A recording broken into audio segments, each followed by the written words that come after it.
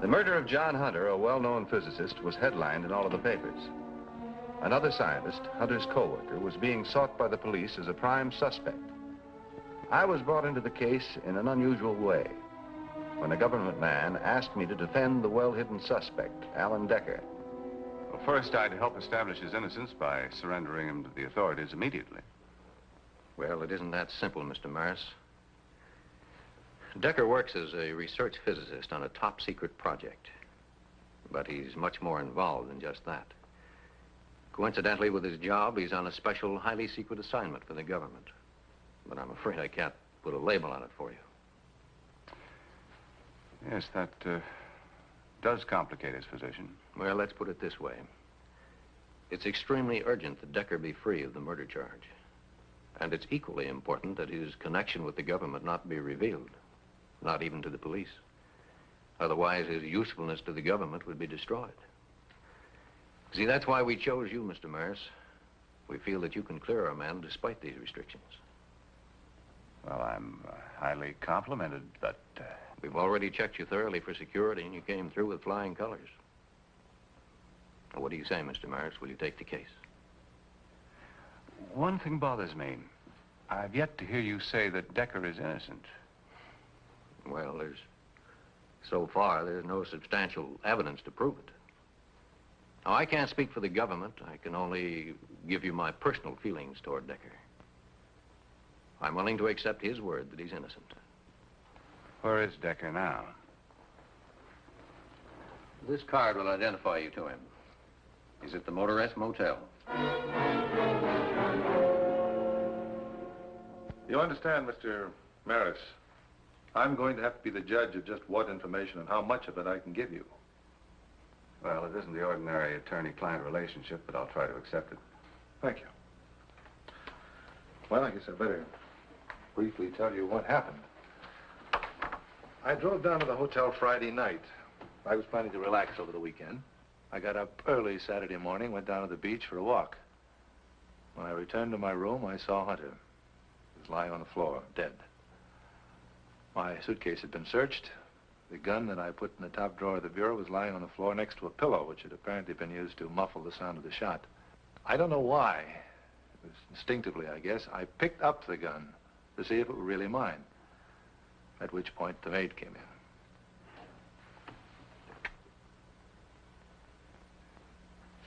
in. I understand that Hunter had a beach house near the hotel. Yes, a summer place he and his wife came down to occasionally. Weren't you supposed to have been there for the weekend? No, I didn't tell anybody I was going down there. Then how did Hunter get up to your hotel room? I don't know. That's what puzzles me.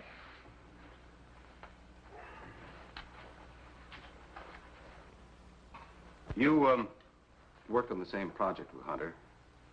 I assume you knew him socially. Did you get along? Well, apart from an occasional conflict over scientific ideas, our relations were normal. No more, but no less. What time did you, go for this walk of yours? It was 6:45. Did you see anyone? Or more important, did anyone see you? No, at least not that I recall. Wasn't there anyone on the beach, in the lobby? There must have been someone.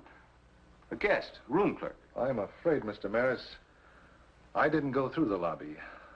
I used the back stairs. They lead directly down to the beach, and I returned the same way. As far as anybody seeing me on the beach, no luck. It was pretty early. What time did you return? I went back to my room at 7:15. I was gone about half an hour. Do you always keep a time check on your movements? Well, it's a habit one develops in my work. Is it a habit to keep a gun in your hotel room? Well, that is one mistake I made. One of many mistakes, Decker. Being seen with a gun and dropping it and running are just a few of the others. It's a story, and that's all. It's too pat to suit me. I don't know why you killed Hunter, but I can't defend the man who hides murder behind government immunity. Mr. Maris, if this situation seems untenable to you, will you please try to think how it must seem to me? I can't even give you enough information to properly protect myself against a murder charge. I'm asking you to help. All right. I've never been in a situation like this before, but I suppose you haven't either. Well, let's go over it again and see if we can come up with some right answers for the police.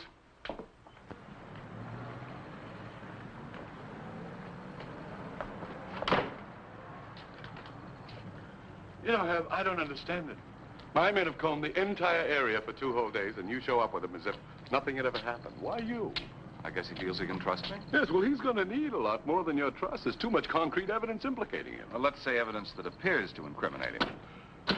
Look, Herb, I hate to see a man of his professional standing involved in murder, but there's too much stacked up against him. Exactly. One piece of evidence stacked on top of another by somebody else.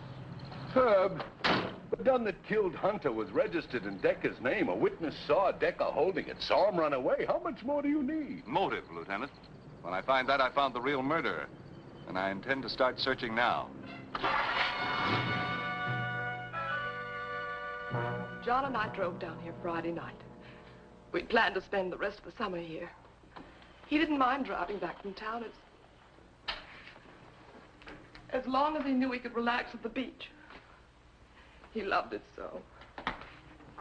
Mrs. Hunter, did he ever mention being in any kind of trouble? No, not that I know of, except he seemed to be having difficulties with Alan Decker. Then your husband and Decker weren't good friends. They were very good friends at first. He seemed like such a nice man. I even introduced him to Alice, and John invited them down for several weekends. We loved having guests. Did he ever mention what it was that broke up his friendship with Decker? No. But I remember one night he came storming home and he said that Alan was going to cost him his job. Mrs. Hunter, just one more question. Who is Alice? Alice Baker. She's a very sweet girl. She works for Dr. Gordon, who's the head of the project, but John works on. Thank you, Mrs. Hunter.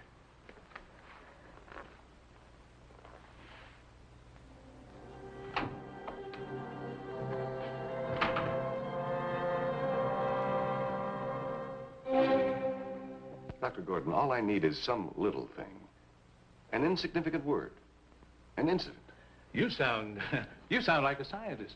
Looking for the truth is the same in any profession, isn't it, Doctor? It is. That's why this whole affair is so tragic. 2 scientific truth seekers. One dead, the other incarcerated. It's bad, very bad.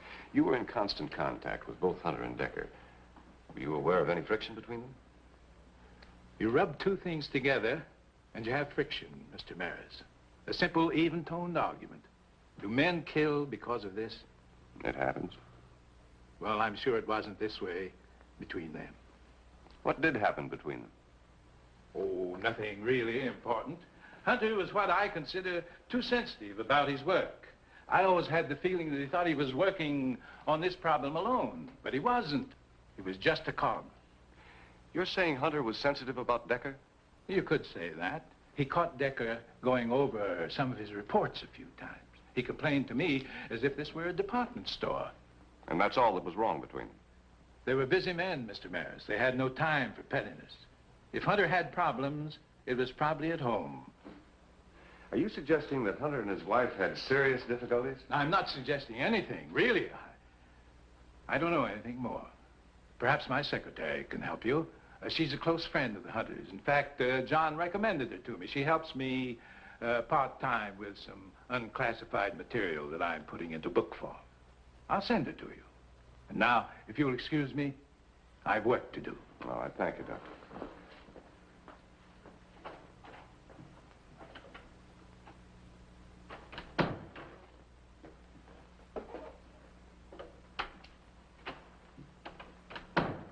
Mr. Maris, I'm Alice Baker. Miss Baker, I know how busy you are, so I'll come straight to the point. I understand you knew the Hunters quite well. Oh, very well, Mr. Maris. I took several of Dr. Hunter's courses at the university about 5 years ago. And then last year I did some secretarial work for him and got to know Mrs. Hunter. How well do you know Alan Decker? We're just friends. There's something strange about Alan. Could never quite figure it out. We had a few dates. Does that include the several weekends at the Hunter's Beach House? That wasn't what you might think, Mr. Maris. There was a room fixed for me at the house, and I had a standing invitation to use it any time. They often had other guests, and Alan was just one of them. In fact, I almost went there this past weekend, but I had to work for Dr. Gordon Saturday morning. I've heard conflicting reports about the friendship between Hunter and Decker. Well, you can believe they had problems. Dr. Hunter mentioned that to me several times. I assume he told you what it was about. He never said. All right, thanks, Miss Baker. I know none of this is very helpful to you. I wish there was more I could do to help Alan, but under the circumstances... There's one more thing. I had the impression that the Hunters didn't get along very well. That's a lot of nonsense. There was nothing wrong. If anything was wrong, I'd know about it, wouldn't I? Thanks again, Miss Baker.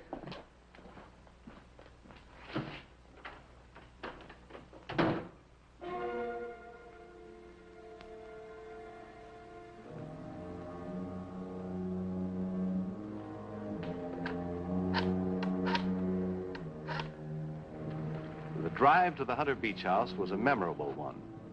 For the first time in our long association, Lieutenant Weston suspected me of withholding information pertinent to a case. And if it hadn't been for the discovery of 2 cars in the Hunter garage, I might still be dodging the issue. Mrs. Hunter had stated that she and her husband had driven to the beach Friday night. 2 cars suggested that they hadn't made the trip together and lent credence to the possibility of conflict in the Hunter family. Well, I see no reason to keep the house any longer. So I've given it to the real estate agents. Is that because you're in financial difficulty, Mrs. Hunter? No, that's one problem we've never had. What problems did you have with your husband? I don't understand what you mean, Mr. Maris. Do you always keep 2 cars in your garage? No. I mean, yes. Which is it, yes or no? Mrs. Hunter, I suggest you answer honestly. It'll be very simple to verify the truth. All right, we have been having problems. That's what we were going to straighten out this weekend. And you succeeded nicely. I didn't kill him. I loved him. All right, Mrs. Hunter. Suppose you'll give us the rest of the story, huh? All right, we hadn't been getting along very well lately. I rarely saw John. He seemed only interested in his work. That's the point we argued Friday night. So I threatened to leave him. He became very angry and he left. He said if I changed my mind, that I could meet him at the beach house. Then you didn't drive down here with him Friday night?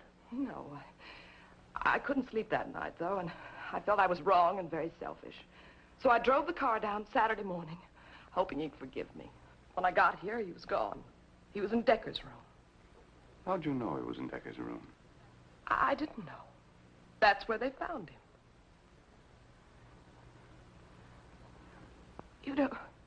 You don't believe me. Well, I'll prove it to you.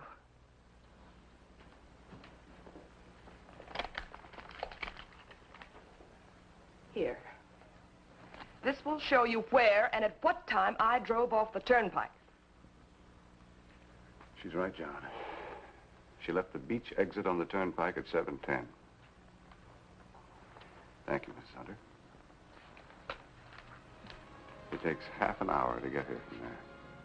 And the body was found at 7:15.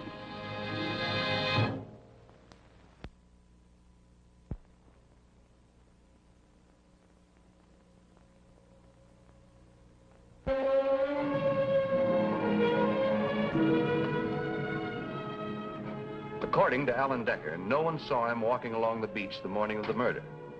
If I could find someone who did see him, I stood a good chance of putting doubt in a jury's mind as to Decker's guilt. The murder of this Hunter fellow is the biggest thing that's happened around here in a long time. Does this man look familiar?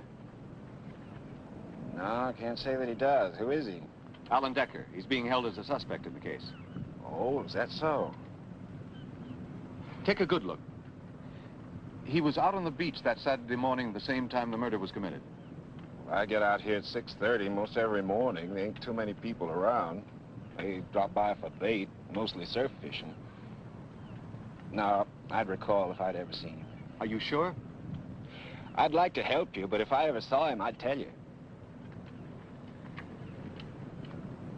You must have known Mr. Hunter. I understand he used to surf fish. Oh, it's a shame about him. I've seen him around a few times when he dropped by to buy some bait, but I never said more than 2 words to him. Then you must have seen him that Saturday morning when he walked along the beach to the hotel. No, I didn't see him then either. He might have been with somebody else. Try and think back, Mr. Stark. Mister, I'd sure like to help you, but I'd remember if I'd seen either one of these guys, believe me. Thanks, Mr. Stark. My pleasure.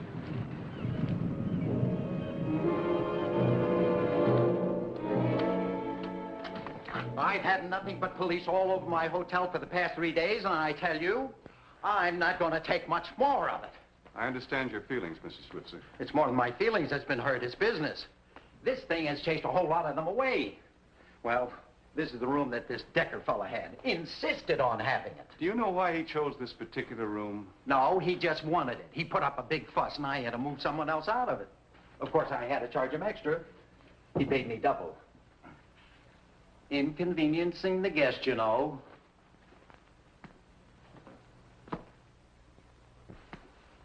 You can't see much of the ocean from here. Just those houses. Is that the Hunter house down there? Yeah, the one on the corner with the white trim. Why? I didn't think you'd find anybody who saw me at the beach. Yeah. And I'll tell you why. You made sure you weren't seen. I also know why you went to the hotel, chose that particular room. You wanted to watch the Hunter house and keep Hunter under observation. But you weren't very successful, were you? How much more did you learn, Mr. Maris? Well, that Alice Baker isn't very interested in telling the truth about the Hunters.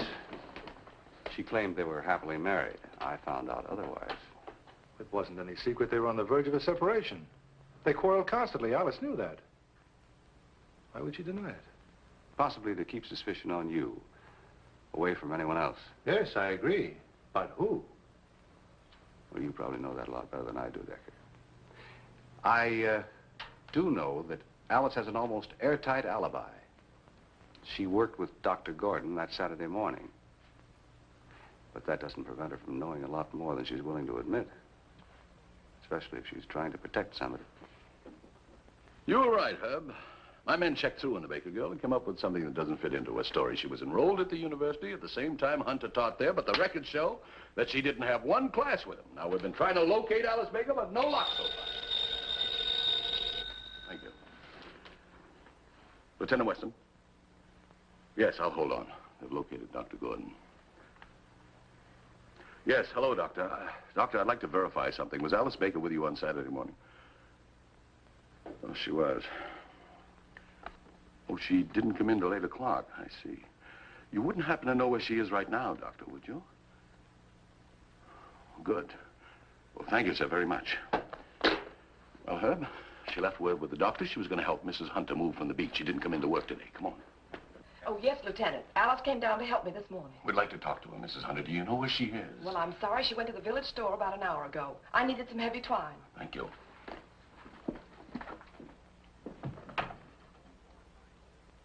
Of course I own this store. The hotel's mine, too. I've been around here for almost 30 years. Mr. Switzer, we're looking for a young lady who came in here to buy some rope or twine. Didn't sell anything like that today. Well, she's an attractive woman, about 25. Mrs. Hunter's friend. Don't care whose friend she is. Nobody like that's been in here today. Anyone else in the area sell twine? No. But, oh, they have a lot of that stuff down at the beach. I suppose if she worked old Stark the right way, he'd give her a length of rope. Star? He sells bait. Let's go.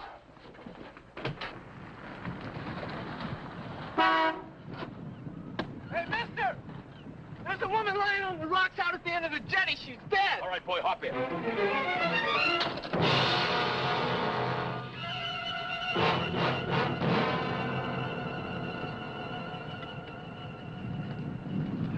Well, Herb, that's the Baker girl, all right. She had a pretty bad blow in the head. Could she have fallen? No, I doubt if she would have come out here with her high heels on.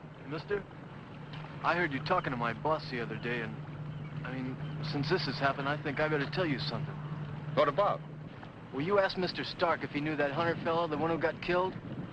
And I heard him say that he didn't know him too well. But that's not true. He and Hunter were real close buddies. They used to go out on Stark's boat fishing all the time. Where is Stark now? Well, I'm not sure. He took off to go down to the pier to get some bait a couple hours ago, and he hasn't come back since. We better find Stark right away. That's for sure. Young man, you get down to the end of the road, wait for the coroner to get there, and tell him I'll be there in a few minutes. Yes, sir. Hey, funny thing is, we've got more than enough bait in stock.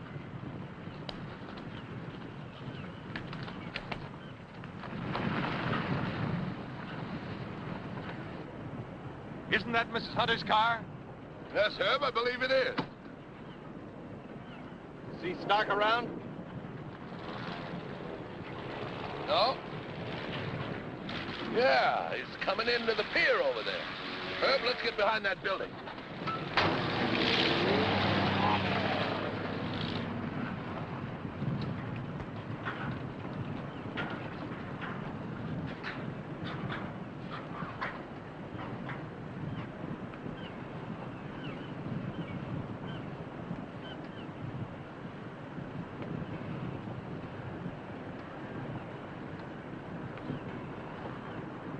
Herb, see if you can stall him to find out what he threw in the car.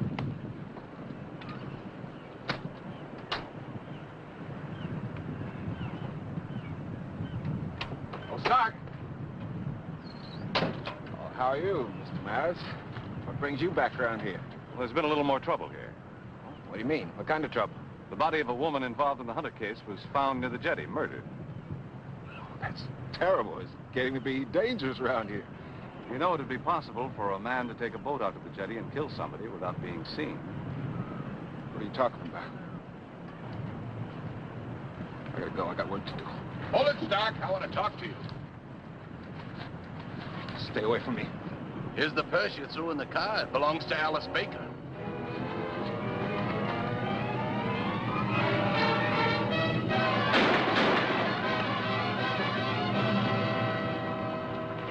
You're not going anywhere, Stark. I'm gonna die. Get me a doctor. You'll get one soon enough. It's only a flesh wound. All right. Why did you kill the Baker girl? I had to. She came down here to kill me. They were afraid I'd talk. Well, I'll talk, all right. Get me to a doctor. You'll get one soon enough. Now go on with the story. Well, Hunter was swiping classified material from a place where he worked. He passed it on and somebody picked it up. You mean you were part of an espionage ring? Yeah, you might call it that. But I was only the middleman. Go on. Well, Alice followed Decker down here at a hotel Friday night. She suspected he was an undercover agent and was on the Hunter. She got scared and was afraid the little pressure might make Hunter squeal. So you killed him? Yes, but I wasn't alone on the deal. I pulled the trigger, but they paid me for it. All right, Stark, we'll get the rest of them. Now, how did you get Hunter to Decker's room?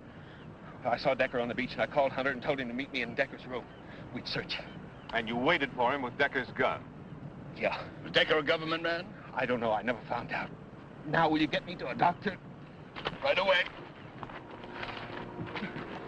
While we're waiting, Stark, you can give me a list of the rest of the people that want you out of the way.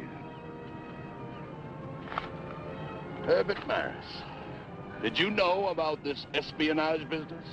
Well, let's just say I knew Decker was innocent. I'll get you a doctor, Lieutenant. Thank you.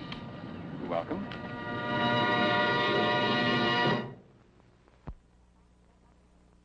There's a man from the government waiting to see you, Mr. Maris. He says it's very important. For once, I hope it's about my income tax, Francine. Francine, I have. You didn't tell me you had a new one.